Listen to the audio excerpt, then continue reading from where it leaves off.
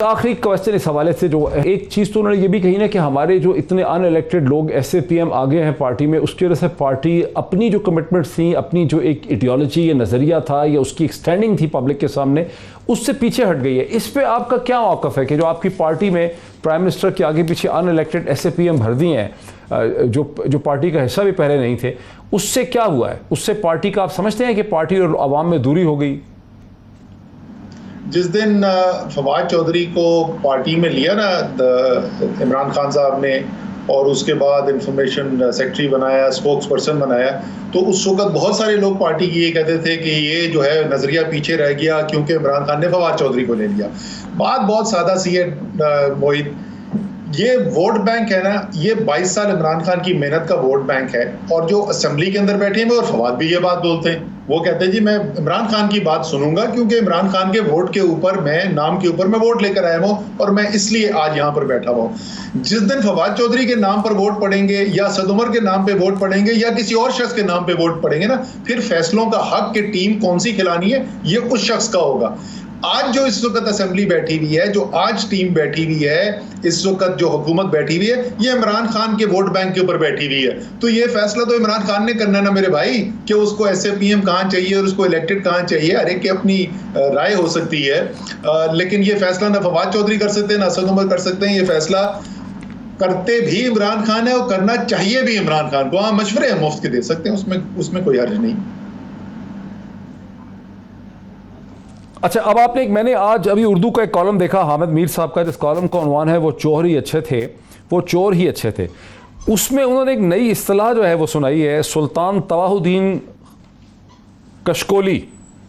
और बज़ाहिरन ये टर्म जो है ये प्राइम मिनिस्टर इमरान खान के लिए इस्तेमाल की जा रही है, सुल्तान तवाहुद्दीन कशकोली। ये मीडिया जो है ये क्यों आपकी पार्टी के इतने खिलाफ होता चला जा रहा है, इसको कैसे एक्सप्लेन करेंगे आप? सर, ये तो आप मीडिया के मेंबर हैं, बहुत गहरी नज़र रखने वाले हैं। एक मेरे ख्याल में उन चंद एंकर्स में से हैं जो इंटेलेक्चुअल कैपेसिटी रखते हैं, तो आई एम श्योर कि इसका जवाब आपके पास बेहतर होगा। लेकिन जहाँ तक ये कशकोली वाली बात है ना कि और वो चोर ही अच्छे थे, इससे ज़्यादा खूबसूरत जो है वो इम्तजाज हो ही नहीं सकता। एक तरफ वो जिन्होंने ज़ात के लिए चोरी की और दूसरी तरफ वो जो कासा फैलाए अपनी आवाम की बेहतरी के लिए, किसी के सामने भी कशकोल रखने को अपनी शर्म नहीं महसूस करता, अपनी जात के लिए नहीं। चाहे वो शौकत खानम हो, चाहे वो नमल यूनिवर्सिटी हो, चाहे वो सैलाब सदगान की मदद करनी हो, या वो पाकिस्तान की आवाम के लिए दूसरे ममालिक से मदद लेनी हो, वो पाकिस्तान की आवाम के लिए मांगता है, वो पाकिस्तान की आवाम के लिए मेहनत करता है। दूसरे जो हैं वो अल्हम्दुलिल्लाह बिल्कुल कशकोल नहीं उठाते, वो अपने लिए भी नहीं उठाते, वो अवाम के लिए भी नहीं उठाते, अवाम के ऊपर कर्जे चढ़ाते हैं और खुद अपने लिए जो है वो चोरी करके अपना माल पूरा कर देते हैं, जैसे कि टॉपिक के अंदर उसके टाइटल से ही मौजूद है। तो ये तो बड़ा खूबसूरत, इससे ज्यादा अच्छा और बेहतर इम्तजाज बयान नहीं कर सकते थे वो जो दोनों साइडों का है। नहीं, ठीक है, कशकोली पे तो आप चले, कशकोल पे तो आप खुश हैं, कशकोली से पीछे सुल्तान तबाहुद्दीन भी लगाया हुआ है टाइटल के, कि मतलब ये वो सुल्तान है जिसने हम सबको तबाह कर दिया है। ये भी तो है ना टाइटल का हिस्सा। वैसे ये मोहित, ये भी बात, वैसे अगर आप सोचें तो ये बात गलत नहीं की, सुल्तान ने तबाही तो बड़ी मचाई है। वो खानदान जो बारियां लगा लगा कर अरबपति, रुपयों में नहीं डॉलर में अरबपति बन रहे थे, जिनकी सल्तनतें कायम थी, उनको उसने 22 साल की जद्दोजहद से 8 लोगों से शुरू हुआ और उसने तहस नहस करके रख दिया। कोई जेल में पड़ा हुआ है, कोई मुल्क से भागा हुआ है, लोग अपने कोई बच्चों पे इल्जामात लगाता है, कोई साथियों पे इल्जामात लगाता है। तो ये तबाही तो बेतहाशा फैलाई है सुल्तान ने। नहीं, लेकिन ये कि ठीक है, ये इल्ज़ाम आपके हम सब शेयर करते हैं, लेकिन आपका जो पूरा निज़ाम है, हुकूमत है, वो किसी को सक्सेसफुली साबित भी तो नहीं कर पाई ना। FIR होती है, रेफरेंस गिरफ्तारियां हो जाती हैं, रेफरेंस नहीं होते, रेफरेंस होते हैं प्रूव नहीं हो पाते, तो वो भी एक मसला है कि आवाम फिर अब सोचती है कि अगर ये वाकई चार्जेस थे तो फिर प्रूव क्यों नहीं होते। सर, ये बहुत जायज़ बात है आपने जो कही, और ये शायद जितना इस बात का इदराक और जितना इस बात से फ्रस्ट्रेशन इमरान खान में और हम सब के अंदर है, शायद अवाम से ज़्यादा है इस बात के ऊपर कि हमारा इतना कमज़ोर हमने निज़ाम बनाया हुआ है। लेकिन मैं फिर एक दफ़ा दोबारा मैं अपोजिशन के दोस्तों को भी बार बार याद दिलाता हूँ, अवाम को भी दोबारा याद दिला दूँ, ना ये कानून जो है नैब का, ये ना ये हमारा बनाया हुआ, ना जो वहाँ पर लोग लगे हुए वो हमारे लगाए हुए, ये उनका बनाया हुआ कानून है, ये उनके लगाए हुए लोग हैं जिनके ज़रिए उनका एहतसाब हो रहा है।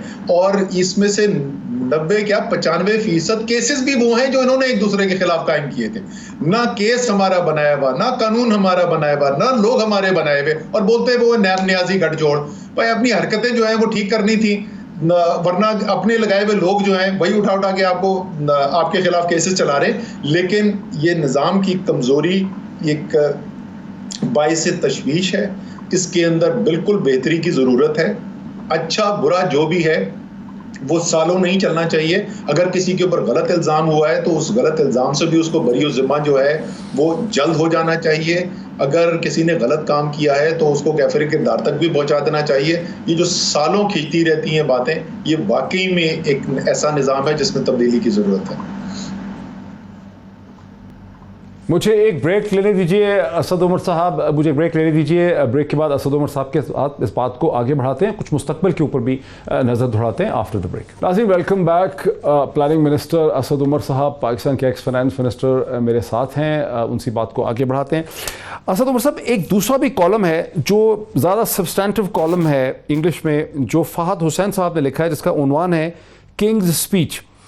उसमें उन्होंने एक आखिर में एक आर्गुमेंट बिल्डअप किया। उन्होंने कहा कि प्राइम मिनिस्टर इमरान खान से बहुत सी जो गलतियां हो रही हैं, कम्युनिकेशन एरर्स उनकी स्पीच की, ये इसलिए हो रही हैं कि प्राइम मिनिस्टर के करीब एक सीनियर बंदा, चीफ ऑफ स्टाफ किस्म का होना चाहिए, जो बहुत सी चीज़ों को एक सेंस ऑफ डायरेक्शन दे सके। फॉर इंस्टेंस वो उसामा बिन लादेन की उन्होंने बात कर दी, वो शायद ना करते, उनकी स्पीच में और बहुत कमज़ोरियाँ थी, वो नहीं होती। कोई ऐसा होना चाहिए जो प्राइम मिनिस्टर को फैक्ट्स, स्टैटिस्टिक्स और चीज़ें दे। ऐसा कोई बंदा नहीं है प्राइम मिनिस्टर के साथ। अच्छा, इसके अंदर जो है वज़न है इस आर्गुमेंट के अंदर। इसके दो मुख्तलिफ पहलू हैं। एक पहलू उसका ये है कि कोई सियासी शख्स होना चाहिए वज़ीर आज़म के ऑफिस के अंदर, जो उनके रवाबित जो हैं वो पार्लियामेंट के साथ, जो MNAs हैं उनके साथ भी रख सके, और जो पॉलिटिकल एक फीडबैक है वो भी वज़ीर आज़म को मिले, जो day to day ongoing जो डिसीजन मेकिंग होती है उसके अंदर भी। सो उनको एक पॉलिटिकल कनेक्शन उनका जो है वो स्ट्रॉन्ग रहे, मजबूत रहे। इसके अंदर वज़न है, और ये कई लोग जो हैं इसके ऊपर बात करते हैं इसकी। तो वहाँ तक मैं इसके अंदर समझता हूँ इस आर्गुमेंट के अंदर वज़न है। जहाँ तक स्पीच का ताल्लुक है, मैं 2013 में मैं नेशनल कैंपेन मैनेजर था PTI का। तो उस वक्त भी बहुत लोगों का ये डिमांड होता था कि स्पीच राइटर होने चाहिए और इमरान खान के पास रिटन स्पीच होनी चाहिए, क्योंकि जब वो बात करते हैं तो वो बात करने में ऐसी बात भी कर देते हैं जिसके बाद जो है वो बड़ा कंट्रोवर्सी क्रिएट हो जाती है, एटसेट्रा एटसेट्रा। मैं उस दिन भी इसके खिलाफ था और मैं आज भी उसके खिलाफ हूँ। जो नेशनल स्पीच है, मैं वही समझा रहा हूँ आपको, as the head of the government कोई फॉर्मल स्पीच है, यूनाइटेड नेशंस में बात करनी है, इंटरनेशनल वो, और या कोई बहुत सीरियस पॉलिसी स्टेटमेंट देनी है, वहां पे तो एक बड़ी स्ट्रक्चर्ड स्पीच और उस तरीके से हो, वो दुरुस्त बनता है। जब सियासी बात की बात होती है, अवाम से बात करने की, इमरान खान की सबसे बड़ी स्ट्रेंथ क्या है? क्या इमरान खान को लोग इसलिए सपोर्ट करते हैं कि वो समझते हैं कि वो एडमिनिस्ट्रेटर बहुत अच्छे हैं, या ये कि वो सबसे अच्छे मुकर्रर हैं? ये सब चीजें नहीं है, या वो बहुत बड़े एक सियासी खानदान की कोई गद्दी के जानशीन है, ये वजूहात नहीं है। इमरान खान को लोग बुनियादी तौर के ऊपर, ज़ाहिर है एक दो से ज़्यादा वजह होती है, बस दो बड़ी वजह जो है क्यों पाकिस्तान के अवाम को सपोर्ट करते हैं। एक, वो समझते हैं इमरान खान सच्चा आदमी है, जो उसके दिल की बात होती है वो उसकी ज़ुबान के ऊपर होती है, और वो जो हमसे करता है बात वो दिल से करता है। और दूसरी कि वो दलेर आदमी है, वो फैसले करते हुए डरता नहीं है। जो चीज़ दुरुस्त होगी, जो हक पे होगी, जो इंसाफ पे होगी, जो बेहतरी के लिए होगी, वो उसके लिए मुश्किल से मुश्किल फैसला करने को तैयार है। अगर आप तहरीक इंसाफ के वोटर से जाके बात करेंगे तो निचोड़ आपको ये नजर आएगा इन चीज़ों का।